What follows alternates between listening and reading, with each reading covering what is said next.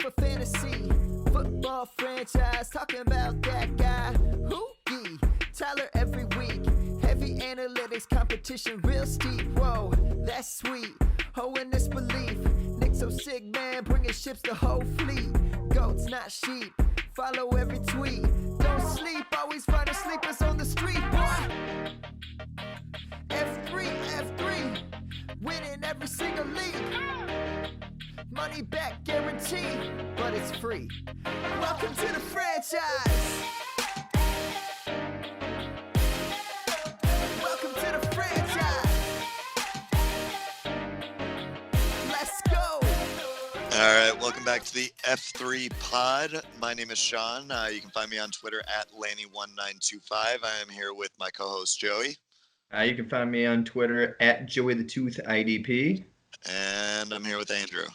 Hey, you can find me at BiddySentFF. All right, so once again, we are going to be talking some potential dynasty running backs, guys that are entering the draft. We got another group of 5 this week, and then I think we're going to do one more group of 5 next week and maybe move on to wide receivers for a little bit. I'm sure as the process kind of moves along, we're gonna come across some more guys that we like or think are worth talking about and stuff.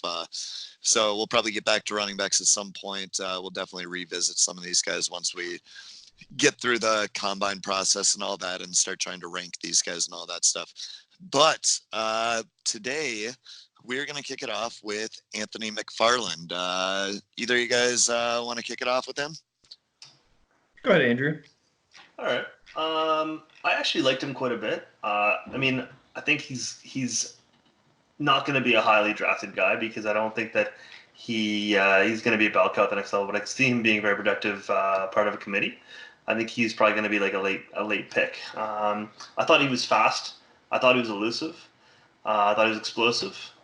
The comp that I really found for him, the guy that he reminded me of, I'm not saying that he wins this in the same ways, but just his style of running reminded me a lot, was Philip Lindsay.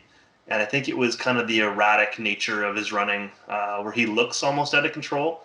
I'm not saying that he is out of control, but he just looks really, wild. Like he's not what you'd think of in like a textbook running style, I guess. One thing I found very interesting his play style, or if this is part of their actual offensive package, was that he'd often change directions on handoff, as opposed to running through the handoff. He'd meet up with the quarterback, and then it looked like the play was going one way. He'd literally stop and go back the other way. It didn't look like it was designed that way. It looked to me like he just saw something. And I thought his vision was actually pretty good because he seemed to be consistently able to hit holes. A couple of negatives, I guess. He was not powerful. I think he looked a little bit undersized, so he wasn't really able to power through tacklers, and he seemed very much contact averse. Like he was not willing to run through a DB. He was willing to run out of bounds if given the opportunity. Okay, Joey, you got some thoughts? Yeah, I loved his speed. I think he had pretty good vision and hits the hole with great burst. I think he's got a really strong low end, but like a lower body. I think like getting in the open field, he's elusive, and if he just puts that one move on arm tackle, it's not going to bring him down. I think he can run through arm tackles pretty well. He looks pretty natural, very comfortable as a receiver. He wasn't asked to do it too much, but you can see he lined up in the slot a few times. He looked pretty decent in screens, catching the ball. One thing I did notice, probably because of his frame, he's not a good in between the tackles runner. I mean, he gets swallowed up by interior linemen quite easily. Like they get one arm on him, he's swallowed right up. But overall, I mean, he's got really quick feet, good lateral agility, and I think he could be a nice second part of a committee in the NFL. Yeah, so he was somebody I really liked. I do have some concerns with him. We'll get to those in a second. But the things I liked, he runs with really good pad level. He's a fighter. Like he's feisty. He keeps fighting through. the end of the play. He has good leg drive. Basically wins with pure determination. He's kind of like a pinball runner, where he can bounce off tacklers and stuff. Has really good lateral agility, good top end speed, good burst through the hole, excellent body control. His ability to kind of contort himself to minimize contact to make sure that people don't get solid full on contact to him is really good. He had really limited pass work. He seems adequate, but I guess I don't know for sure. But he seems fine, and I think he has the athletic profile to threaten in that way at the next level if he indeed is adequate at catching the football. And then he has really quick feet, which helps to lend to his ability to change directions quickly. Part of the issue I have is that he can't really fight wrap-ups. Like when they do get like a good arm on him, and like try and wrap him up and they're not just like hitting him and letting him bounce off. He doesn't have the strength to beat that. And despite his good leg drive, I just don't think that he's a powerful enough runner to move the pile at any point. Obviously he's undersized. And then the other thing is he kind of struggles with reads on his outside runs sometimes. Which then I guess begs the question, like for me, if he's not going to win between the tackles and he is inconsistent on his reads on the outside run, where exactly does he fit in the NFL, especially with somebody who's had limited pass work? So I think that in space, he's very good and he can win in multiple ways. I think it's the behind the line of scrimmage stuff that's going to hinder his ability or hurt his profile, just because while I do think he has good vision between the tackles, his athletic profile and strength doesn't necessarily lend itself to it. And then I think that sometimes he can have some poor decisions on the outside runs, which is where his profile should excel. So you kind of get a little bit of a mixed bag there. But I do think he has a lot of strong qualities to him. I just am not sure how well they all work together to create a successful running back at the next level. I definitely do think he could be like a good second half of a committee though. Any of you guys have any thoughts on any of that I just said? I think pretty much hit it right on the head. I think his biggest thing in the NFL is going to be just getting out in space. If somebody can game plan him out into space, that's where he's going to make his money. I'm just curious what you were shaking your head at when I was talking. We actually lost connection with you for a minute. Yeah. Oh, okay. You cut out briefly. Yeah, that's all. That's all. So, all right. Let's move on to somebody that I know Andrew probably likes here. LaMichael Perine, cousin of Samaje Perine. You want to kick us off on this one, Andrew? Oh, I just kicked the last one, but yeah, this is one of my my favorite guys in this group that we looked at. You know, I had mostly positives for him. Again, I thought he was fast. I thought his hands were fine. Like, he was involved in the pass game. He's elusive. I thought he had good vision and patience. Honestly, I don't think it's his strength, but I thought he's adequate in traffic. He's a willing blocker. He's very explosive. So like he had multiple chunk plays in each of the games that I watched. So I put explosive but not powerful. I found sometimes he's too patient. So I think he's probably suffers from always wanting to have that home run hit. So maybe he's always waiting for that hole to open. But overall, I just thought he looked like he was a big play waiting to happen. He was difficult to contain. He was always dangerous. So I don't necessarily think that a lot of those things are going to remain true at the next level. Like, I think at this level he excelled because, again, it's college. But I don't think he has what you would call elite traits. I just feel like he was extremely strong in a few different areas that allowed him to excel. Yeah, I think you nailed it with I don't think he brings any top end traits to the table. I think that places he excels, he's like above average. I did think he had really good hands. I thought he caught the ball outside his frame pretty well. I thought honestly that was probably his strongest trait was his hands. I do think he struggles with making adjustments to bad passes. I saw that on several occasions, and you know, like, there's better QB play at the NFL level, so it's not nearly as important for running backs as it is receivers, but it's still something that, when I think the strongest area of your game is catching the ball, that's problematic when there's also a negative in there. I didn't think that he was as explosive as you did. He didn't look to me like he had great burst. It looked more adequate to me. So that's something to keep an eye out when the combine comes around. He's a physical runner, and I guess I disagreed with you about being too patient. I thought that one of his stronger areas was that he was decisive and takes what's given, and I think that helps him in some ways, and in other ways, I think it limits his big play ability. And then, like, my big thing with him is that he's not a very creative runner, and I don't think he has ways to win in the open field, because I think his contact balance is adequate, but I don't think it's like good. I don't think he's very elusive. I don't think he's super fast or explosive or anything like that. So, like, the question of how he's going to win at the next level is a very concerning one for me, because I guess, like, there are plenty of running backs that can catch the football. So you have to be able to do something with that in space if you're going to be like a specialist in that area. And I don't know that he has like specific ways that he can win in space, because he's not going to run over you.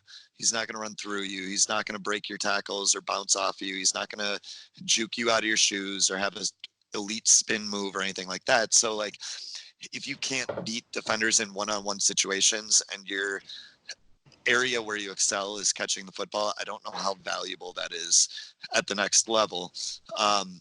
I think that you at least have to have good contact balance, and I don't know that he does. Yeah, I agree with that last part 100%. That was the thing I noticed most, was that he's just not creative. He's not elusive. He gets out in space, and it's pretty much he's just going to try to run around you. There's no juke, there's no spin move, there's no stiff arm. He's just trying to run around you, and if you're not faster than the guy, that he's just going down. And his contact balance, I feel like, wasn't great. I did like his speed. I felt like there was times where he was able to pull away from defenders. So I think his speed is adequate, but his elusive trait is almost non-existent in my eyes. I feel like he gets the ball, even if he, like you said, he's decisive, but as soon as he gets into that second level, it's pretty much one hit and he's down. Yeah, he's taking what he's given, basically. Yeah. So to me, that's somebody who ends up more as a backup handcuffs type of player that just kind of comes in when something's hurt. But yeah, I don't know. That was just kind of my look at it. But we're going to be back to talk A.J. Dillon and Patrick Taylor. Patrick Taylor is going to be somebody who I think has kind of a similar profile to what we just talked about there in terms of where he projects, and I kind of want to talk about some of the differences there. So, all right, we'll be back shortly.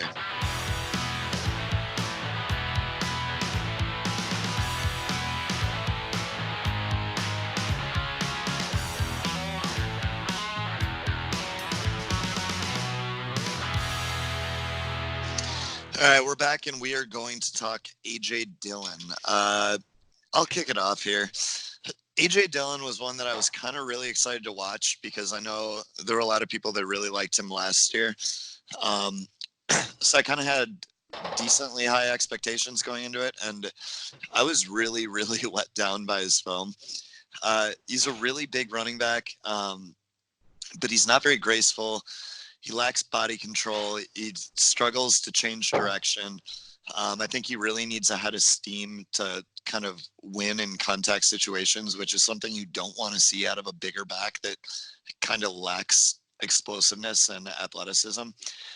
Just like in general, I didn't see as much power as I'd like to see out of someone his size, especially like where he projects at the NFL level as like that bigger between the tackles banger, maybe a short yardage back. Like, you need to have power in that role. And I don't know that it's not that he doesn't have it. It's that I don't know that he has enough to make it valuable as that type of role player in the NFL.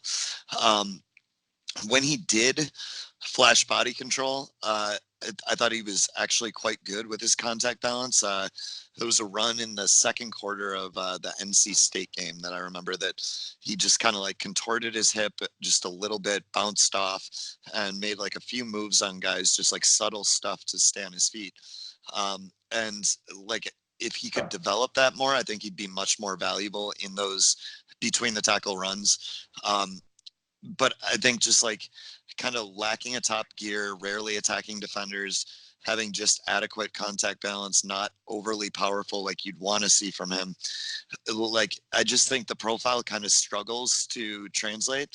The one thing I did really like about him is he does keep his free hand very active. It's something that you notice on all of his runs, is that he keeps the ball in the outside hand, and then he's got his other hand on the inside, like working to push defenders and keep them off him. And I think honestly that was like a huge contributor to his success at the college level. And obviously that's a trait that translates, but I don't know if it's enough to like put him over the top into a situation where he's like a valuable asset to an NFL team. Either of you guys have anything you want to say about him? No, I thought that for a man that size that projects to be a goal line back in the NFL, that he was just so poor at breaking tackles that I don't feel anybody's going to give him a job. My biggest knock on him, and I understand that it probably was not asked of him, was he was too north south. Like he never even threatened to go even like, I don't know, outside everything he ran was up the gut. He didn't even look to other lanes, and I don't necessarily think that his blocking was so good that he was always going to hit the hole that he should. Mm-hmm. I'd like to see, at least threaten outside once in a while, or else you become too predictable, too one-dimensional, I think. So that was my biggest takeaway. I just don't think he's got the athletic trait to actually get to the outside. Right. I don't think so, and I also don't think that he's that valuable in space either. So, I mean, getting to the outside for him, like, even if he had the athletic ability to do it, I don't know that, like, he wins in space. And so, to me, like, AJ Dillon's kind of just a guy that's living on his size right now. And I think that there's probably going to be somebody that drafts him in, the 5th round of the NFL draft. And I think that somebody in your dynasty rookie drafts is probably going to take a shot on that just based on like his size and the way he was talked about coming into this year. And just to me, I'm probably going to be avoiding him everywhere. Yeah.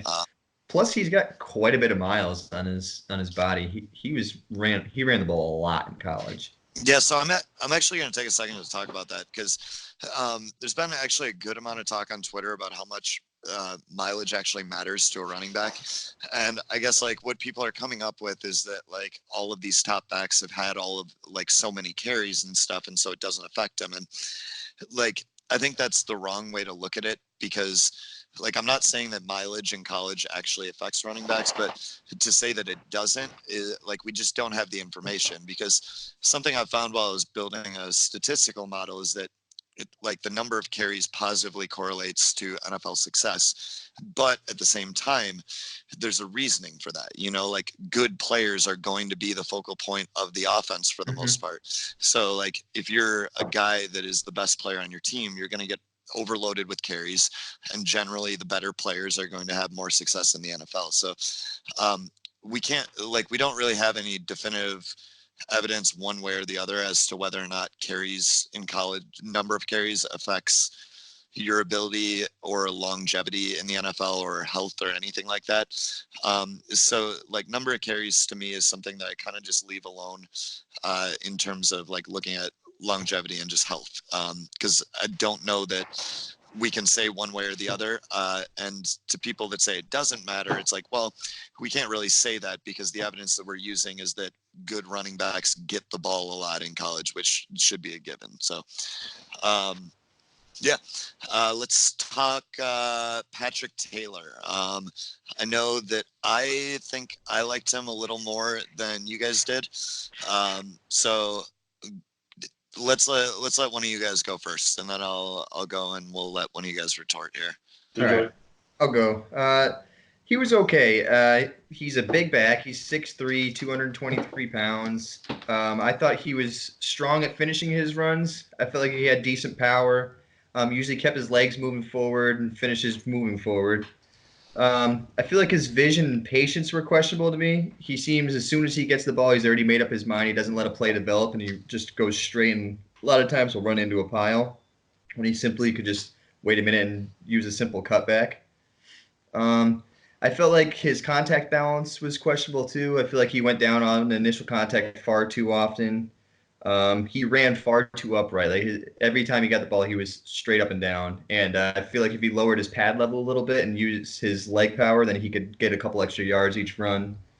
I thought he was great in the passing game. He looked really fluid in the passing game. He had good hands. He could run routes. I feel like he could be a nice mismatch on linebackers in the NFL. He's also good in pass protection. He utilizes chop block well. He stands strong with his frame and pass blocking. They also ran split back quite often in Memphis, and he actually got out blocking in space quite well too. So that's something. I mean, not really a running back's asked to do much of, but Yeah, so I agree with some of that. So first of all, he is a very upright runner. I think that his vision is just okay. And he has inconsistent spacing between the tackles. So like when he's running between the tackles, sometimes he'll cut it too close to one of his linemen, as opposed to, giving himself a little more space and like creating distance between himself and the defender. And I don't think he's a super creative runner in the open field or a super elusive runner. That said, looking at him versus Perine, to me, these are both players that excel in the passing game that lack elusiveness, right? Like very similar profiles in that sense and very similar ways they project as pure running backs. However, I think Patrick Taylor did a really good job of lowering his pads into contact. So I think that he runs upright, but he anticipates contact and he lowers his pads. And like he's a 6'3" running back, so he's going to be a little more upright. So you want to see him lower his pads, and he does. He has really good hands. He's excellent in pass pro. He's good as a lead blocker. He makes really good adjustments to the football, and he can run routes and he can motion. So I think that the combination of his hands, his route running, and his pass protection project him as an asset in the passing game at the next level. I think that between the tackles, he has really good leg drive. I know you didn't like his contact balance. I have that listed as a plus trait, though. I thought he was really good in that area. He can work downfield as a receiver. He's a bigger frame as a receiver. And then I think his athleticism, like his lateral agility is just okay. But I think he has decent top end speed, and I think he has really good burst. So to me, what I'm looking at is somebody that could play running back. He could also play in two running back sets and play kind of an H-back role. He could honestly even like motion out to play receiver or play kind of a tight end role. I think there's a lot of different ways that an offense could work him in and work that skill set. And I think that his 6'3" big frame with good hands and good route running, like you can use that to your advantage to be a mismatch on linebackers. Now, whether an NFL team actually does do that with him and decides to utilize him in those types of situations, we don't know. But when we're looking at this pre-draft, I think there are a lot more ways that Patrick Taylor offers services to an NFL team than LaMichael Perine, in my opinion. So like just looking at them right now, I think that he has a lot more versatility to his profile. And so I like him, I think, a little bit better than you guys. But like that said, how does that stack up for dynasty value? I don't know, unless he really gets a shot in a role where, he could get like 8 to 12 carries a game and go out and catch 6 passes. Like, unless he can do that, it's not a super valuable profile for fantasy football, where it may be more valuable to an NFL team. Is that possible that he could end up in a role like that? Absolutely. Is it likely? I don't think so. I think he's probably going to end up as like a 6th round running back, somewhere between 6th round and undrafted. But he's someone to keep an eye on, I think. And he's somebody that I think has a higher ceiling than someone like Perine. Andrew? Yeah, so I would disagree with you on the fact that you were a little bit higher than me on him, because I think you're a lot higher than him on me, because I had very little interest in him at all. I actually I think I liked Dillon a little bit better than I liked Taylor, and I didn't like Dillon at all. So I did see that he had some power. I thought that he had poor vision. I think that's an agreement with Joey. I had just okay contact balance, so there was some evidence that he could occasionally maintain balance, but I also saw him go down far too easily on several occasions, which I thought, especially for a bigger guy, he's not elusive. You have to be able to absorb some contact. I didn't see, like you talked about it, an athlete with burst. I didn't see burst. I saw a plotter, and I saw a plotter that I didn't think was great in traffic. I felt like he again, to go along with his poor vision, he quite often would run into traffic, and he never came out of it. It was a case where there's a couple times where I saw him sort of get through the traffic, and you'd be like, oh, he's finally gonna break. Oh no, they pulled him down like the lot. Like you think he's made it through, and he can't maintain balance through that last bit of traffic. So when you were talking about the H-back roll, running 12 times, catching 6 balls, like to me that sounds like almost like a youth check on steroids, right? And so like youth check isn't really fantasy relevant. But he's in the Super Bowl. He is, but to me that's not interesting to me from a fantasy perspective. And I agree with you that it probably is his like ceiling. Yeah. And I don't think that's really realistic, I guess. So I'm not very interested.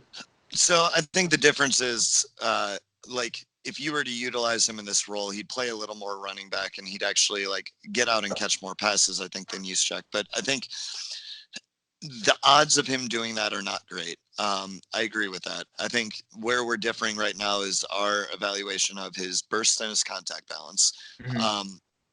If he went out and he showed good bursts at the combine, would that change your opinion at all? Not necessarily, because I don't necessarily think the track speed translates to game speed. I'm not talking that. I'm talking like shuttle. If he runs a really nice shuttle. Better than Metcalf? Better than Metcalf. that was the 3 cone, but yeah. Okay. So, I mean, there's I haven't made up my mind on him, and you know me, I'm a little bit more interested in numbers than film anyway. So my mind could change, but right. I guess I'm wondering if you went back, you reevaluated, and you thought that he had plus contact balance, and then he showed bursts at the combine. Would that be something that would be like, okay, like I could see maybe how this is interesting? Yeah, absolutely. This is an intriguing skill set. And realistically, the amount of film I watched on him is still a limited sample size. Like, there's a possibility I caught his like 3 worst games of the season, right? And so the book's not shut, that's for sure. Okay, so then next question: if he ended up in a role where he gets like 6 carries and 6 receptions a game, so he's getting 12 touches a game, is that worth investing in like the 3rd, 4th round of rookie drafts, 4th, 5th round? Yeah. 6 targets a game is like, yes. As a running back, 6 targets a game is no question. He doesn't even need the carries at that point. Yeah. That's just icing.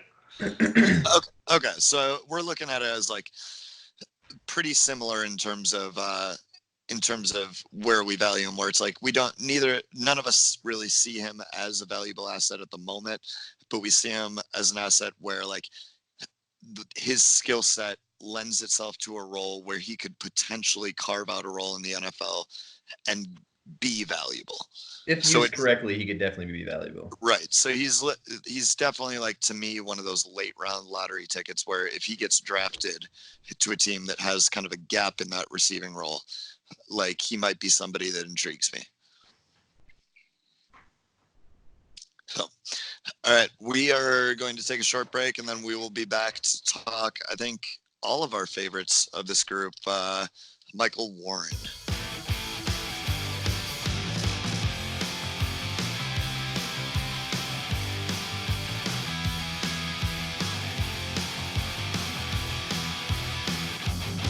All right, we are back, and we are going to talk Michael Warren, and then we're going to kind of just go through the 15 guys that we talked about and just kind of break them into where we have them in terms of tiers. So, yeah, Joey, you're a big Michael Warren guy. Why don't you go first here? Yeah, I feel like he's got good size for a running back. He's 5'11", 222. He's got quick twitch in his feet, good lateral movement. He's got a powerful frame, always moves forward through contact. He lacks a little bit of top end speed, but his initial burst is powerful. He seems pretty natural as a pass catcher. He's got 400 receiving yards over the last 2 seasons. He's got a nose for the end zone. He's got 36 touchdowns in those last 2 seasons. He's good in pass protection, and I feel like he just has he's got all the tools to be a 3-down back. Like he's enough of a passing threat to be a 3-down. He's got good vision, good patience. I don't think anything is like top end, but I think he's really good at everything. Andrew, you want to follow that up? Yeah, I like player comps, and I think he's sort of a poor man's J.K. Dobbins. He doesn't do anything quite as well as him, but he does everything really, really well. I liked his vision. I had him down as a good and willing blocker, not just in pass pro, but on his design runs from his quarterback a couple times where he got it in front. I had him as a good pass catcher. He's powerful, and for his size, I thought he was quite elusive as well. I thought he did well in space and in between the tackles of just getting away, getting a couple extra yards. I did like his vision, his patience. The only negative I had for him was that he's just not. He doesn't have breakaway speed. Like he's obviously he's fast, but he's not going to be a home run hitter at the next level for sure. Sure. So I also didn't have a whole lot of weaknesses. I'm going to start with those, though. I think he can sometimes lack functional power when his legs die. His leg drive can be kind of inconsistent, where he'll lunge into players at the line of scrimmage, and his legs just kind of die there, and that really hurts him. Something that I remember noting back when Deonta Foreman was coming out, where like his legs would just go dead on contact sometimes. And then I think he can be too eager to lower his helmet, because I do think that one of his best assets is that he has excellent lateral agility, and he is elusive. That said, he is one of these kind of later guys that we've looked at that has the rare ability to win in multiple ways, where he is elusive, he is powerful, he does have good contact balance. I think his lateral agility is excellent. I think he looks like a really natural pass catcher. He adjusts well to poorly thrown balls, catches away from his frame. He's really good in pass pro. So I think that combined with his lateral agility, I think he should be a threat in the passing game in the NFL, because I think that once he gets the ball in his hands, he can win in multiple ways in space. B, I think the lateral agility should lend itself well to good route running once he has a little refinement in that area. He has a really nice spin move. And I thought his top end speed was adequate. Like, I thought it was fine. It's not really a concern for me.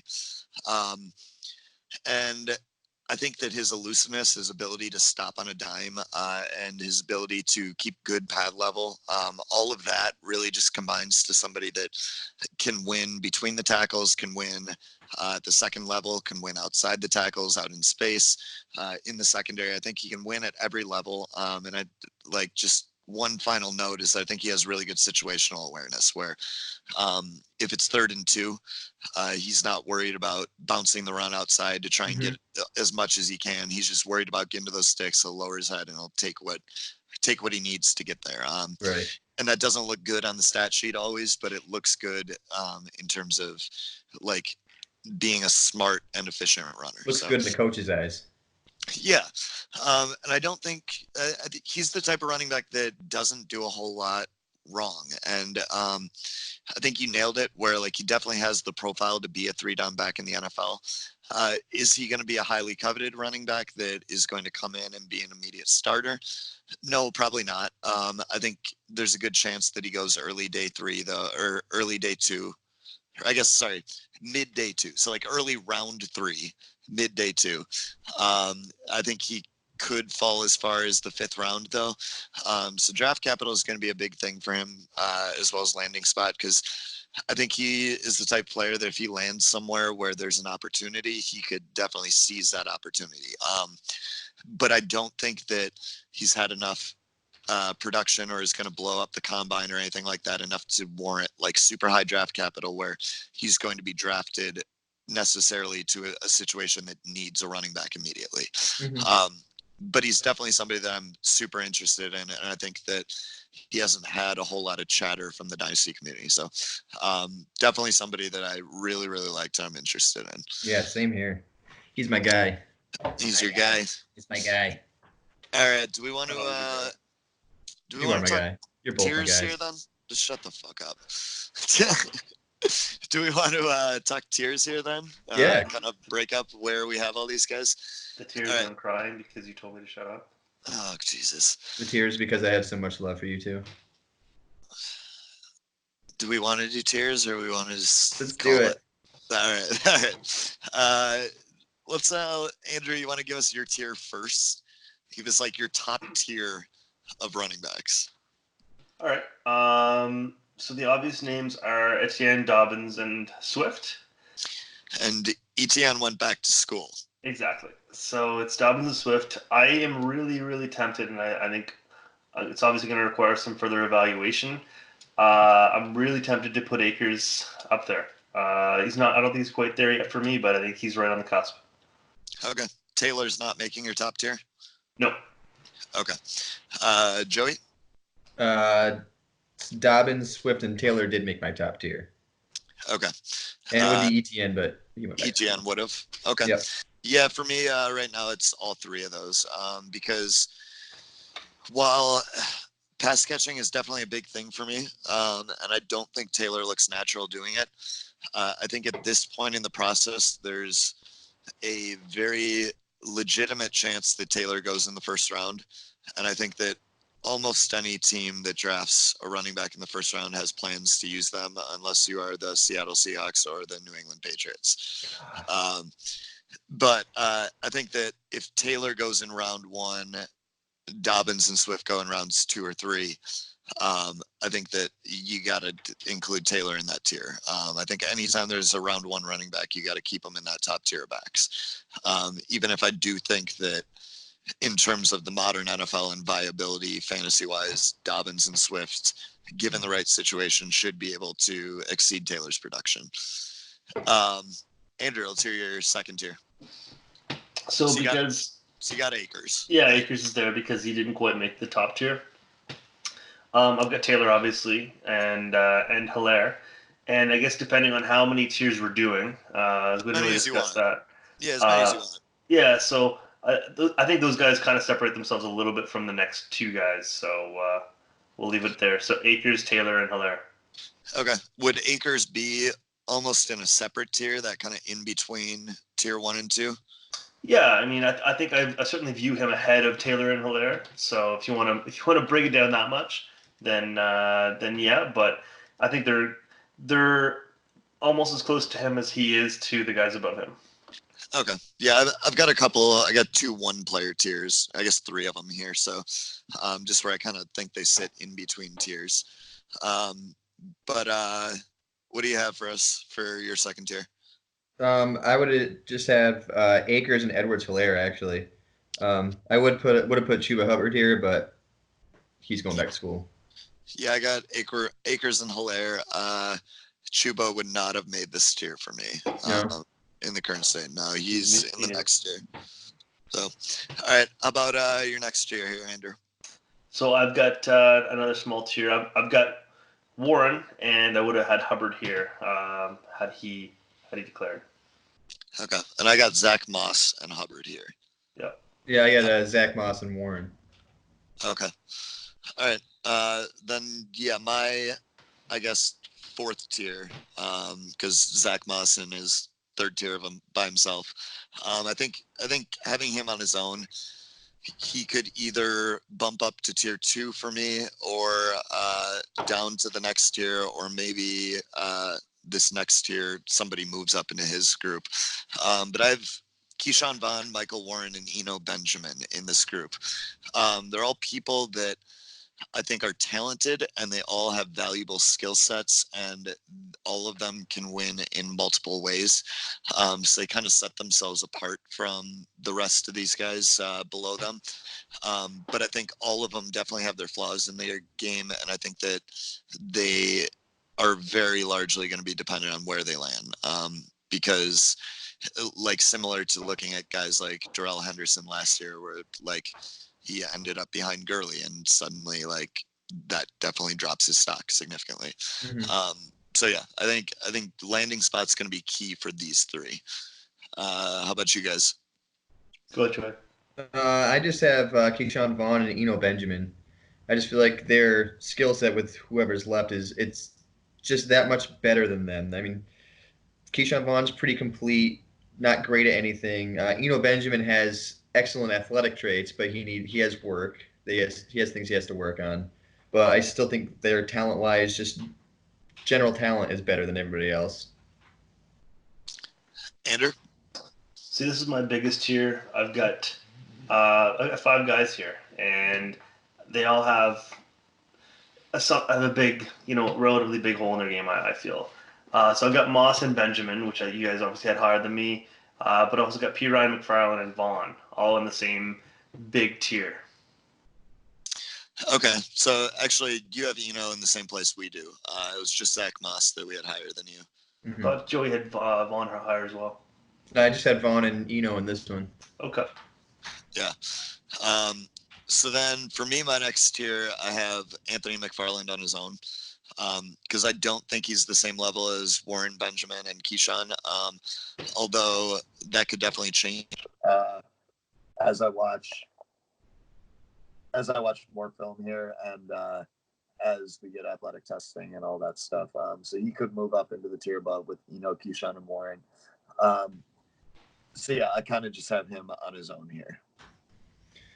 Yeah, I've got MacFarland and Patrick Taylor here in this one. I like Patrick Taylor's receiving skill set. I think MacFarland is a skilled runner. He just has a couple of deficiencies in his size, so these two kind of sit alone. This is my last tier. I get Taylor and Dillon together. That's it.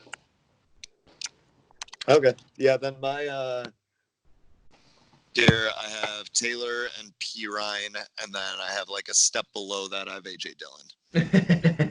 Yeah, I have Perine and Dillon in my final one. Yeah, I think Perine and Taylor to me kind of offer similar skill sets, and I think it could go either way. I like Taylor. I prefer Taylor, but I think they're in the same general tier. And then Dillon, I think is just I don't see a whole lot of value there. Yeah. So, agreed. All right. Well, thanks for joining us today, guys. This has been the F3 Pod.